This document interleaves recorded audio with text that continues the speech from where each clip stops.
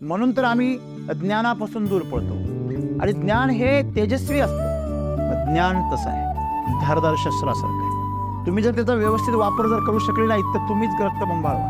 आत्मग्लानी म्हणजे स्वतःच्या नजरेमध्ये स्वतःची इज्जत न राहणं, ही अवस्था अज्ञानी माणसाच्या आयुष्यामध्ये येत नाही. आज सर्वजण अज्ञानाच्या दिशेने आहे आणि स्वतःला समजवत आहे की आम्ही खूप आनंदात आहे.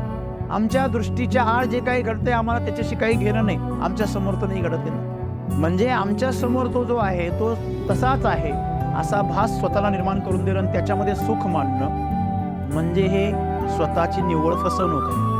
म्हणजे जे अज्ञान आहे, जे असत्य आहे, जो अंधार आहे, जो अहंकार आहे, त्याला सुख मानणं, त्याच्यामध्ये सुखाची भास निर्माण करणं, ह्याच्यासारखं स्वतःची मोठी फसवणूक नाही. जर अज्ञानामध्ये आनंद असता तर आतापर्यंत सगळं जग आनंदामध्ये बुडून गेलं असतं.